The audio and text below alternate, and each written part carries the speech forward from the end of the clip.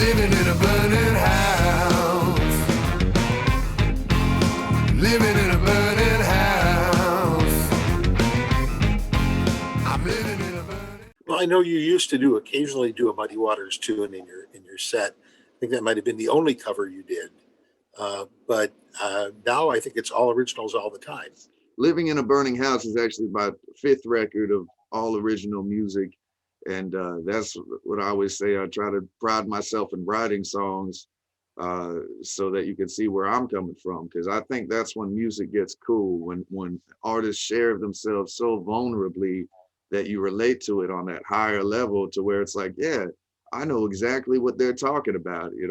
I've been through that same thing. And at that point, I feel like it stops being music and it starts being therapeutic, and that, we don't have to be alone in having these feelings, whether it's happy, sad, glad, mad, whatever, you've got that kind of community feeling to it.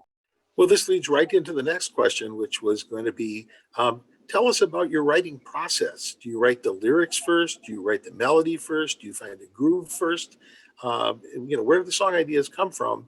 And how do you choose what to write about? And I see a guitar behind you, so feel free to demonstrate if you so desire. Yeah, well, I mean, it's always different. Pre-pandemic, we had nothing to do except drive. We'd be driving for hours and I'll come up with something that I think is cool for a story, or come up with a melody that I think might work well, or I'll hear a song and be like, man, that song feels really cool, and try to, come up with my own version of something similar. And it's always different. Even and some of that comes out of me wanting to be creative, and some of it comes out of necessity, to where, like, if I'm trying to write a horn line, I'll just know that I want a horn line to sound like this. Like on Burning House, there's a horn line that says ba da da da da da da da da da da da, and I didn't know what those notes were, so I have to sit down with the guitar and figure it out until I finally get it.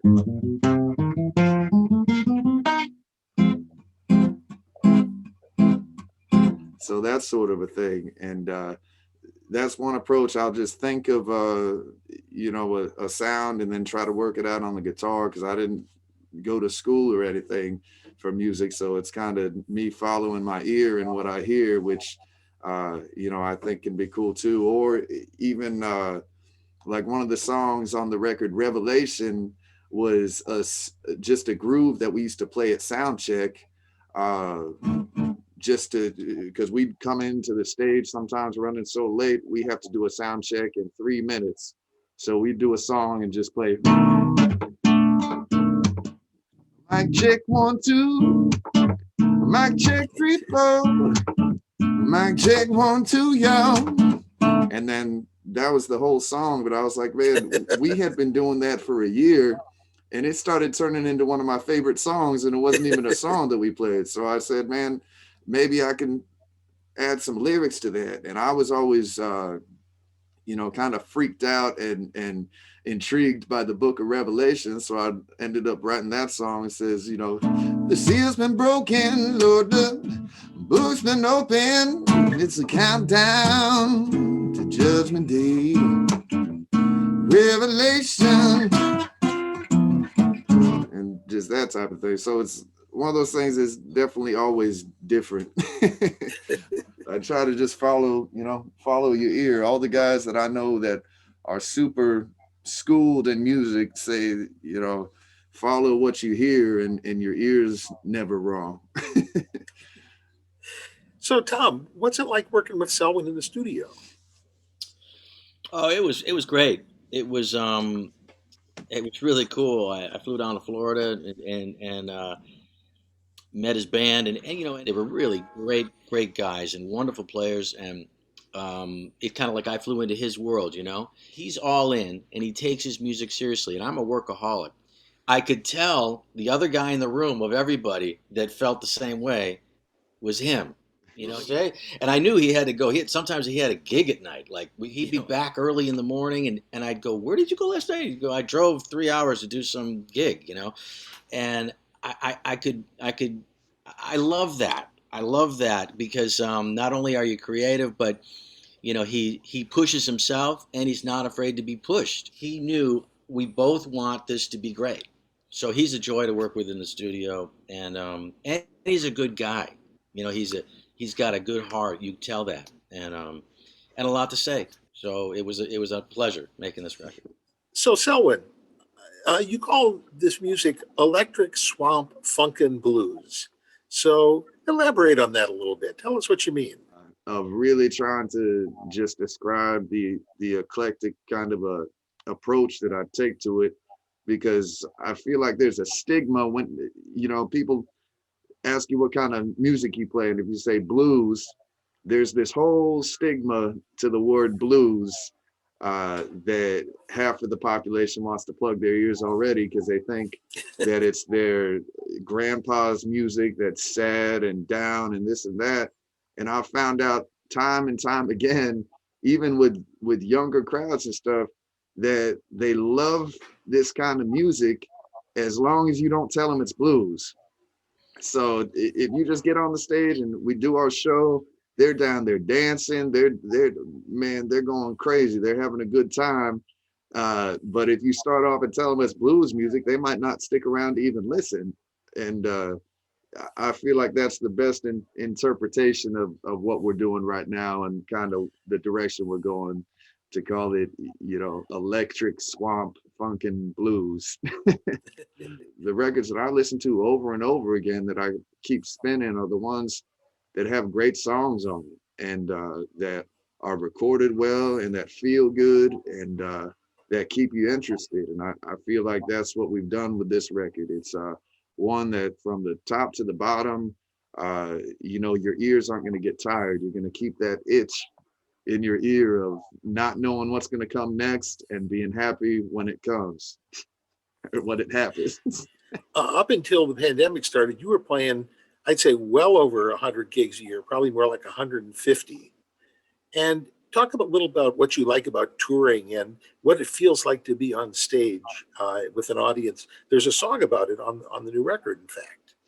Yeah, I mean, that's really, I feel like people think that I'm exaggerating, but being on stage is my favorite place to be, and it's the only place I want to be. It's the night goes by too quick when you're up there playing, and I always say that that's my happy place on the stage there, and that even became a song on this record, trying to explain the connection and the feeling that I get on stage of not having any worries. I mean, everything leading up to getting on the stage, and then everything that might happen after I get off the stage can be horrific.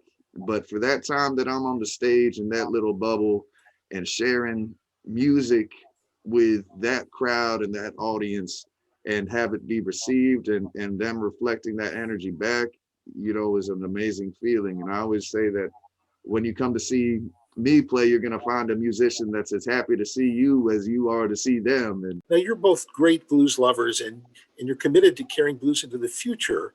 So, what do you think that musicians and producers and labels should be doing to create a blues that makes new fans for the blues and ensures that the blues has a bright future? It is about breaking the mold a little bit, kind of like what Selwyn's doing, and I try to do with my records is try to find a fresh way to say what's already been said. Other genres do that. Pop music does it. Rock does it. It's all about love. It's all about lost love. It's all about healing. It's all about all the subject matters, compassion are the same, but other genres sometimes find different ways to nail that. And sometimes blues doesn't. They stick with the same formula. And I think you don't have to change the chords but try a fresh, make it sound better, make it be more creative with the sounds the drum sounds and be more aware of how to say things fresher, different. People don't know how much they love the blues, and they need to be. They just don't know. All of a sudden something comes on the radio, somebody breaks through, like Rock Me Right or Stevie Ray or something, and they go, "Man, I love this stuff. I don't know what it is, but I love it." it's the blues, you You know. know, in my opinion, you can take different sounds and still blend them into the blues music, and it can still be rootsy and still, you know, be traditional without being just a history piece, you know, and a relic. I would like you, Selwyn, to give us some last words about living in a burning house, and please pick up that LP again and hold it up so that people can see it. And also, I should remind you that it is available on CD, That's or the you can buy one. both. That's the record right here, the LP on orange vinyl. Bruce Iglauer finally let me do a record on vinyl, man. And I just can't wait for people to get their ears on this thing, man. Go out and buy it. Go out and listen, man. I'm living in a burning house. Living in